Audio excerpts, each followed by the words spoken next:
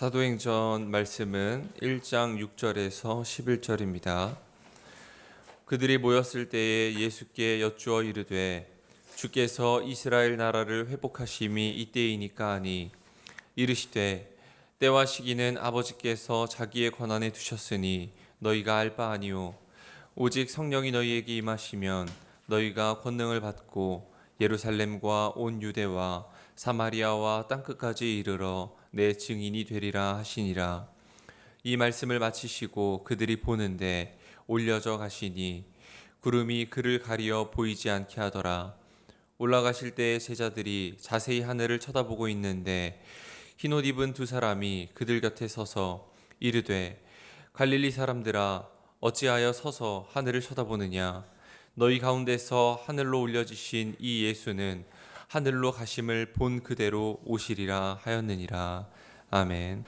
서신서는 베드로전서 4장 12절에서 13절, 5장 6절에서 10절입니다.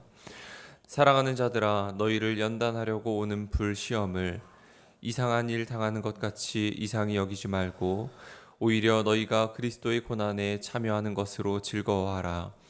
이는 그의 영광을 나타내실 때에 너희로 즐거워하고 기뻐하게 하려 함이라. 그러므로 하나님의 능하신 손 아래에서 겸손하라. 때가 되면 너희를 높이시리라. 너희 염려를 다 주께 맡기라. 이는 그가 너희를 돌보심이라. 근신하라. 깨어라. 너희 대적 마귀가 우는 사자같이 두루다니며 삼킬 자를 찾나니 너희는 믿음을 굳건하게 하여 그를 대적하라. 이는 세상에 있는 너희 형제들도 동일한 고난을 당하는 줄을 알미라. 모든 은혜의 하나님 곧 그리스도 안에서 너희를 부르사 자기의 영원한 영광에 들어가게 하시니가 잠깐 고난을 당한 너희를 친히 온전하게 하시며 굳건하게 하시며 강하게 하시며 터를 견고하게 하시리라. 아멘. 복음서의 말씀은 요한복음 17장 4절에서 11절입니다. 아버지께서 내게 하라고 주신 일을 내가 이루어 아버지를 이 세상에서 영화롭게 하였사오니 아버지여 창세 전에 내가 아버지와 함께 가졌던 영화로서 지금도 아버지와 함께 나를 영화롭게 하옵소서. 세상 중에서 내게 주신 사람들에게 내가 아버지의 이름을 나타내었나이다. 그들은 아버지의 것이었는데 내게 주셨으며 그들은 아버지의 말씀을 지키었나이다. 지금 그들은 아버지께서 내게 주신 것이 다 아버지로부터 온 것인 줄 알았나이다.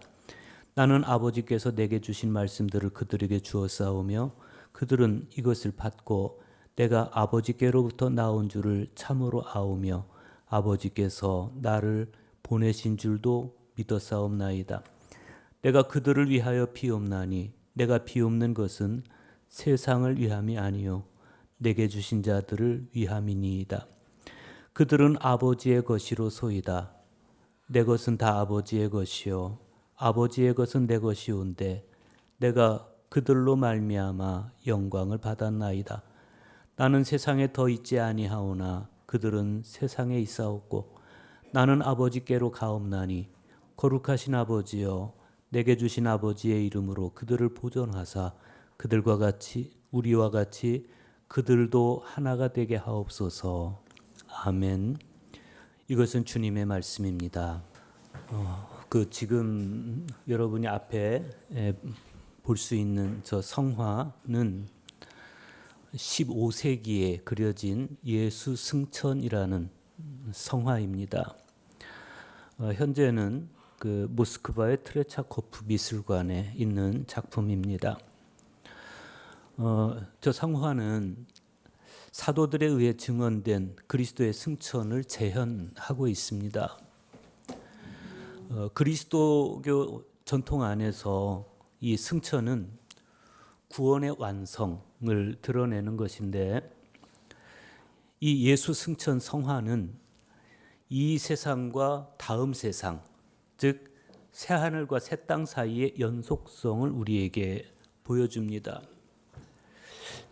그리스도께서는 신성한 빛과 영광 그리고 하늘을 상징하는 만돌라에 휩싸여서 승천하십니다. 이 만돌라는 하늘의 구름을 묘사하기 위해서 성화에서 자주 사용되는 방식입니다. 자칫 우리가 이 성화가 보여주는 예수님께서 상승하시는 듯한 이미지로 인해서 주님의 승천을 지상 사역을 끝내고 다른 공간으로 아예 떠나버리는 그런 과정 안에 계시는 것처럼 이해하기가 쉽습니다.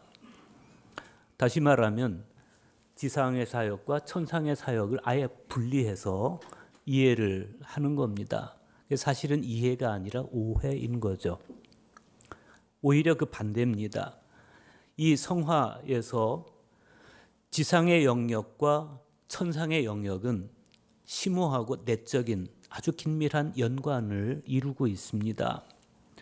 물론 오늘 우리가 함께 읽은 사도행전 1장 9절에서 저자인 누가는 이 말씀을 마치시고 그들이 보는데 올려져 가시니 구름이 그를 가리어 보이지 않게 하더라. 그러면서 마치 예수님께서 제자들과 분리돼서 아예 올라가 버리신 것처럼 그렇게 묘사하고 있습니다. 그러나 누가의 그 증언은 마태복음 28장 20절에 있는 예수님의 말씀, 볼지어다 내가 세상 끝날까지 너희와 항상 함께 있으리라 하신 그 말씀 안에서 조명이 돼야 됩니다. 아직은 지상과 천상의 영역이 분리되어 있고 그리스도의 재림 때까지 그 분리된 상태로 남아 있겠지만, 그러나 이 지상과 천상의 영역은 서로 꿰뚫고 있고 또 주님은 사랑으로서 여전히 지상에서 존재하고 계십니다. 저 성화를 보면 예수님 아래로 흰옷 입은 두 사람이 보입니다.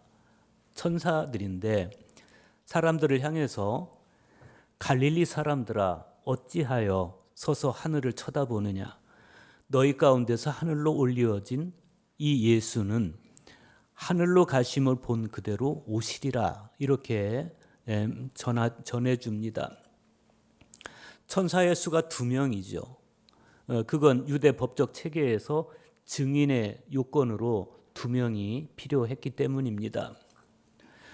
승천하시는 예수님 아래로 사람들이 보입니다. 그들은 주님을 따라가지는 못하지만 그러나 시선으로 주님의 승천과 함께합니다. 그들의 이 시선은 하나님 나라를 향한 희망이고 또 동시에 깨어있음으로써 주님께서 다시 오실 그날을 준비하는 신앙의 시선이기도 합니다. 성화 속에서 예수님은 승천하시면서도 왼손에 두루마리를 쥐고 계셔요. 말씀이죠. 말씀. 그러니까 승천하시는 예수님께서 지금부터는 말씀으로 제자들과 함께 하겠다, 이런 의미입니다. 말씀에 대한 무지는 어두움입니다. 반면에 말씀이 주님은 안 보이더라도 말씀은 빛이고 어두움은 빛을 이길 수 없습니다.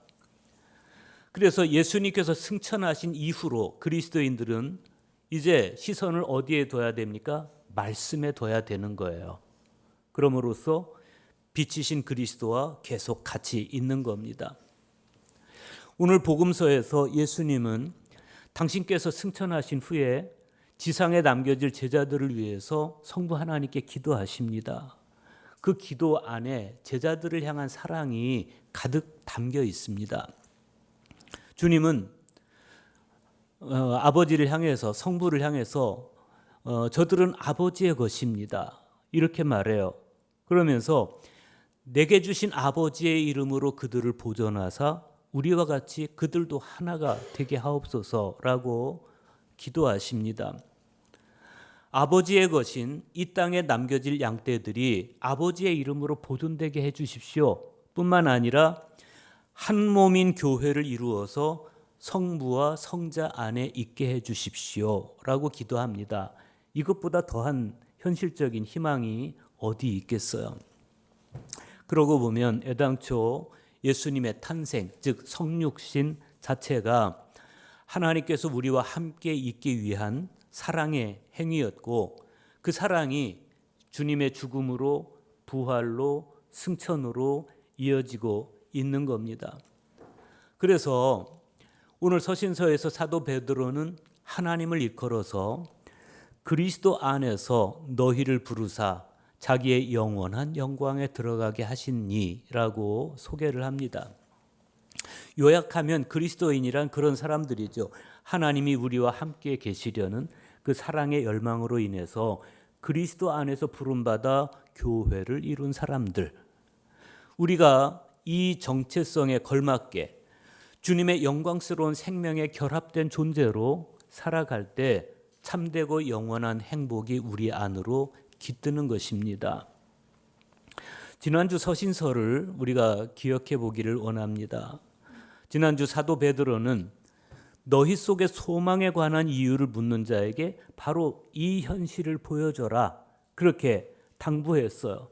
그 현실은 어떤 현실입니까? 하나님이 우리와 함께 계시려는 그 사랑의 열망으로 인해서 우리 안에 계시는 것, 그리고 우리는 그리스도 안에 부름받아서 하나의 교회를 이루고 있는 것. 너희 가운데 있는 소망에 관한 이유를 묻는 자에게 바로 그 현실을 가르쳐줘라. 주님, 베드로는 그렇게 당부했죠. 예수 승천 주일은 바로 이 현실, 주님이 우리와 함께 계시는 이 현실에 우리의 시선을 두고 땅에서부터 하늘의 소망을 가지고 살아가도록 우리를 초청합니다. 하늘의 소망을 두고 살아가는 것, 그것은 땅의 소망을 놓아버려라, 이런 뜻이 아니고, 세상 사람들과 소망의 차원이 다른 만큼 발은 땅에 딛고 있지만 그러나 시선을 하늘에 두고 진정한 그리스도인의 삶을 찾고 모색하는 것입니다. 오늘 서신서에서 사도 베드로는 그런 삶이 어떤 삶인지를 구체적으로 제시해 줍니다. 베드로전서 4장 12절과 13절 보십시오. 사랑하는 자들아, 너희를 연단하려고 오는 불시험을 이상한 일 당하는 것 같이 여기지 말고 오히려 너희가 그리스도의 고난에 참여하는 것으로 즐거워하라 그랬습니다. 여기서 베드로는 그리스도인들이 겪는 고난을 연단하려고 오는 불시험이라고 묘사합니다. 여기서 연단은 성도의 믿음을 단련시키기 위해서 하나님께서 허락하신 시련이라는 의미를 가지고 있고, 불시험은 타는 불이라는 의미를 가지고 있어요. 이 타는 불은 70인역 성경에서 소돔성과 바벨론 성을 멸망시킬 때의 그 심판의 불을 이야기하는 겁니다. 사도 베드로가 이 단어를 사용하는 이유는 초기 그리스도교 공동체가 당하게 될, 맞닥뜨릴 시련이 마치 소돔성이나 바벨론 성을 심판할 때 그 불만큼 맹렬하고 뜨거울 것임을 주지시켜 주는 겁니다. 베드로는 이미 이 편지 초반부터 이런 고난이 여러 형체로 찾아올 것이라고 언급했었습니다. 베드로가 언급한 바에 의하면 당시 그리스도인들이 당한 고난은 일상에서 겪는 가난이거나 혹은 죽음이기도 했고, 어떤 경우에는 심한 박해이기도 했습니다. 의심과 적대감, 모욕과 가혹한 살인 등의 박해가 로마 전역으로 번져갈 그럴 조짐을 보이고 있었는데, 그렇게 다급한 상황 속에서도 베드로의 편지 안에서 보여지는 건 그런 고난들의 긍정적인 측면입니다. 예를 들어서 베드로전서 1장 6절에서는 너희가 이제 여러 가지 시험으로 말미암아 잠깐 근심하게 되지 않을 수 없으나 오히려 크게 기뻐하는도다 라고 말하고, 3장 14절에서는 의를 위하여 고난을 받으면 복이 있는 자니 그들이 두려워하는 것을 두려워하지 말며 근심하지 말라, 이렇게 말씀합니다. 그리고 나서 이제 오늘 서신서의 말씀이 이어지는데, 오늘 말씀에서도 베드로는 고난이 주는 순기능과 유익에 대해서 이야기합니다. 먼저 베드로는 불시험이 찾아올 때 이상하게 여기지 말아라. 그렇게 말해요. 왜 그렇습니까? 그리스도께서 고난과 시련에 대해서 이미 여러 차례 말씀하신 바 있고 또 당신께서 고난 당하심으로써 모범을 보이셨기 때문입니다. 그리스도인들에게 닥치는 불같은 시련은 하나님께서 허락하신 것이고 그 고난을 통해서 믿음과 인격이 단련되는 것은 물론이고 또 하나님께서 그 고난을 이겨낼 힘도 주실 것이기 때문에 오히려 그리스도의 고난에 참여하는 것으로 즐거워하라. 베드로는 그렇게 당부합니다. 오늘 우리는 베드로전서가 기록되던 시대와는 상황이 많이 다른 그런 시대를 살아가고 있습니다. 몇몇 나라를 제외하면 예수 믿는 것 때문에 순교를 한다든지 그런 일은 벌어지지 않죠. 그러다 보니까 이 베드로전서를 읽을 때 나와는 별로 상관없는 일로 여길 수 있습니다. 그러나 고난의 영성은 오늘도 여전히 필요합니다. 오늘날에도 시대 정신에 저항하는 사람은 여전히 의심과 적대에 노출되어 있습니다. 우리 감리교 안에서도 성장주의에 저항하고 개혁을 추구하는 목회자들은 여전히 불이익을 받고 있습니다. 그런 점에서 연단하려고 오는 불시험을 낯설어 하지 말고 그리스도의 고난에 참여하는 것으로 즐거워하라. 이 말씀은 오늘 우리에게도 여전히 중요하고 필요한 말씀입니다. 그러면 이런 고난이 찾아올 때 어떻게 대처해야 되겠느냐? 베드로는 6절에서 이렇게 말씀합니다. 그러므로 하나님의 능하신 손 아래에서 겸손하라. 때가 되면 너희를 높이시리라. 우리가 진정으로 겸손해야 될 때는 바로 어떤 때입니까? 불시험이 다가오는 그때라는 겁니다. 이때 우리는 하나님의 능하신 손 아래로 겸손히 자신을 낮추어야 된다. 하나님의 능하신 손은 구약시대 하나님께서 당신 백성을 구원하시고 악인들을 심판하실 때 종종 사용하셨던 표현입니다. 베드로는 그리스도인들이 고난 앞에서 하나님의 능하신 손 아래로 겸손히 자신을 낮추면 하나님께서 당신의 때가 찼을 때 다시 그를 높여주신다. 그렇게 단언합니다. 베드로는 또 말씀합니다. 너희 염려를 다 주께 맡기라. 이는 그가 너희를 돌보심이라. 염려를 다 주께 맡기는 행동은 믿음의 행동이지만 동시에 겸손함의 행동입니다. 믿음이 있는 사람이 자신을 주님께 맡기듯이 겸손한 사람이 또 자신을 주님께 맡길 수가 있어요. 겸손하지 못하면 믿지 못하고 믿지 못하면 맡기지 못해요.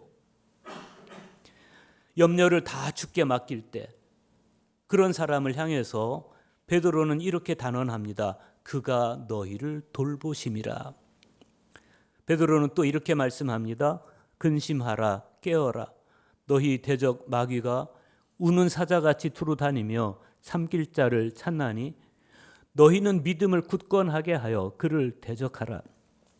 이는 세상에 있는 너희 형제들도 동일한 고난을 당하는 줄을 알미라. 헬라어로 근신하라 이 말씀은 마음의 중심을 잡으라 이런 뜻이고 깨어라 이 말씀은 깨어서 잠에서 깨어서 영적 경각심을 가져라 이런 말씀이에요. 우는 사자가 두루 다니면서 삼킬 자를 찾는 이때에 우리 역시도 마음의 중심을 굳게 잡고 깨어 있어서 믿음으로 승리하는 삶을 살아가야 되겠습니다. 그런데 그런 삶이 아무에게나 가능하냐? 아니에요. 시선이 하늘을 우러르고 있을 때만 가능하다는 겁니다. 승천하신 예수님께서 성부와 함께 계시는 바로 그곳에 시선을 두고 마음의 중심을 굳게 잡을 때 그러한 삶의 결과를 베드로는 이렇게 말씀합니다. 모든 은혜의 하나님 곧 그리스도께서 너희를 부르사 자기의 영원한 영광에 들어가게 하신 이가 잠깐 고난을 당한 너희를 친히 온전하게 하시며 굳건하게 하시며 강하게 하시며 터를 견고하게 하시리라. 우리는 오늘 복음서에서 하늘을 우러러 아버지께 당신의 시선을 고정하시고 아버지의 때에 온 마음을 고정할 뿐만 아니라 아버지께서 하라고 주신 일을 마음에 품고 사셨던 예수님의 고백을 볼 수가 있습니다. 주님은 이렇게 고백합니다. 아버지께서 내게 하라고 주신 일을 내가 이루어 아버지를 이 세상에서 영화롭게 하였사오니 아버지여 창세 전에 내가 아버지와 함께 가졌던 영화로서 지금도 아버지와 함께 나를 영화롭게 하옵소서. 장바니에는 시보다 아름다운 예수전에서 예수의 삶을 고통과 초라함 속으로 내려가신 예수라고 표현하면서 예수님의 생애를 이렇게 그립니다. 때가 되매 예수는 더욱더 나약함의 옷을 입고 고통과 초라함의 밑바닥으로 내려가셨다. 예루살렘에서 위험이 기다리고 있는 줄 알면서도 예수는 어디 숨거나 갈릴리로 피하지 않으셨다. 온유하면서 죄 없는 그분은 악의 세력에 스스로 포박당하시고 험상궂은 병사들이 끄는 대로 끌려가셨다. 부드럽게 용서하는 사랑, 어린아이처럼 대라는 조용한 권면, 나약하게만 보이는 비폭력, 꼴찌자리를 차지하라는 가르침은 단단한 권력 체제에 의하여 난폭하게 밀쳐질 수밖에 없었다. 여기 서로 마주하는 양극이 있다. 예수는 사람들 가슴 속에 있는 어둠, 죄, 악을 드러내신다. 사람들로서는 견딜 수 없는 일이다. 그래서 그들은 그분을 비난하고 그분에게 고함을 지르고 자기네 악을 감추면서 오히려 그것들을 그분에게 뒤집어 씌운다. 그렇게 그분을 자기네 악을 대신하여 죽는 희생양으로 만드는 것이다. 아버지께서 내게 하라고 주신 일을 내가 이루어 아버지를 이 세상에서 영화롭게 했습니다. 라는 예수님의 기도는 이 일을 이루었다는 거예요. 주님도 당신께 다가온 시련으로 인해서 잠깐 근심하지 않을 수 없었지만 그러나 하나님을 향하여 시선을 순일하게 고정하고 마침내 아버지께서 내게 하라고 주신 일을 다 감당함으로써 아버지를 영화롭게 하셨습니다. 그런데 당신은 그렇게 하셨는데 주님은 이제 제자들을 바라보는 거예요. 제자들. 당신이 이제 떠나서 아버지께로 승천하시면 제자들은 당신 없는 세상에 남겨집니다. 그 제자들이 마음에 걸리는 거예요. 그래서 예수님은 이렇게 기도하십니다. 그들은 다 아버지의 사람입니다. 내게 주신 아버지의 이름으로 그들을 지켜주셔서 우리가 하나인 것 같이 그들도 하나가 되게 하여 주십시오. 아버지의 사람들입니다. 저들은 아버지의 사람들입니다. 이렇게 번역된 헬라어 원문은 인간 존재의 가장 정체성을 그 안에 담고 있어요. 아버지의 사람들, 그들은 우리는 아버지의 사람들, 하나님의 것이라는 의미죠. 그래서 우리가 하나님의 것이기 때문에 아버지의 이름으로 그들을 지켜주십시오. 예수님의 이 간절한 기도에 정말 제자들을 향한 애틋함이 담겨 있습니다. 그 절박함은 제자들을 향한 마음인데 제자들의 마음이기도 한데 6절 보세요. 사도행전 1장 6절 보십시오. 그들이 모였을 때 예수께 여쭈어 이르되 주께서 이스라엘 나라를 회복하심이 이때이니이까. 제자들은 이미 주님의 부활을 봤어요. 그들의 눈에 이미 타임라인이 당겨져 있어요. 그래서 이스라엘이 완전히 회복되는 시점, 즉 하나님 나라가 완성되는 그 시간이 지금입니까? 이때입니까? 라고 묻는데 이때 예수님의 대답을 우리가 눈여겨볼 필요가 있어요. 때와 시기는 아버지께서 자기 권한에 두셨으니 너희가 알 바 아니다. 이렇게 말씀하세요. 예수님은 이스라엘 회복에 대해서는 일단은 언급 안 하셔요. 그리고 때와 시기에 대한 제자들의 시각을 조정해 주십니다. 이스라엘 회복에 대한 하나님의 약속은 에스겔 36장 또 37장 아모스 9장 11장 등등에서 이미 선지자들에 의해서 예언된 거예요. 그래서 이스라엘 회복이 이때입니까? 라고 묻는 제자들의 물음은 아주 성서적이고 적절합니다. 문제는 이때라고 하는 시간에 대한 개념, 제자들이 이때입니까? 라고 묻는 건 크로노스, 물리적인 시간, 달력의 시간을 가지고 묻는 거예요. 그런데 주님은 때와 시기는 너희가 알 바 아니다 라면서 카이로스라는 단어로 대답을 하십니다. 이 카이로스의 시간은 주님의 대답에 의하면 어떤 시간인가 하면 카이로스로서의 많은 시간들이 있지만 지금 이 질문에 대한 대답으로서의 카이로스는 성령이 임하시는 시간이에요. 8절 보십시오. 오직 성령이 너희에게 임하시면 너희가 권능을 받고 예루살렘과 온 유다와 사마리아와 땅끝까지 이르러 내 증인이 되리라. 바로 이 성령이 임하시는 시간, 이 시간은 아버지의 시간이고 아버지의 권한 안에 있는 시간인데 이때를 기점으로 우리에게 중요한 전환이 이루어집니다. 제자들은 이스라엘 나라가 회복될 때가 이때입니까? 라고 물어요. 그런데 예수님은 땅끝까지 이르러 내 증인이 되리라 라고 대답해 주셔요. 제자들은 이스라엘의 회복을 여쭈었는데 주님은 땅끝까지라고 말씀하셔요. 칼바르트의 언어를 빌리면 주님의 이 대답은 이스라엘 회복의 부정이 아니라 회복의 무한한 확장입니다. 제자들은 이스라엘만 바라보고 있지만 예수님은 땅끝까지 바라보라고 말씀을 하시는 거예요. 제자들은 물리적 시간 안에서 사고하고 있는데 주님은 카이로스, 하나님의 시간으로 사고하고 계십니다. 그렇다면 우리도 주님과 시선을 맞춰야 돼요. 우리가 하늘을 우러러 승천하신 주님을 바라본다는 것은 말씀의 은혜와 성령의 인재하신 안에서 주님과 시선의 일치를 갖는 것이다. 이것이 바로 예수님께서 승천하신 이후를 살아가는 마땅한 그리스도인들의 삶의 모습입니다. 해마다 승천주일이 되면 교회는 전통적으로 이렇게 기도했습니다.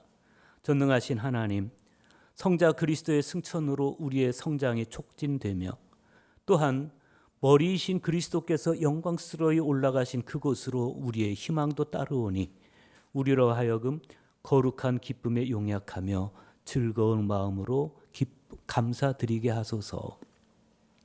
우리도 이 기도를 드리면서 승천하신 그리스도께 나의 시선, 우리의 시선을 두고 우리의 희망이 땅에 매이는 희망이 아니라 그리스도를 따르는 희망, 그리스도와 함께 시선을 넓히는 확장하는 희망으로 주님을 닮아가는 그러한 우리 모두가 될 수 있기를 간절히 축복합니다. 하나님께 감사드립니다. 제자들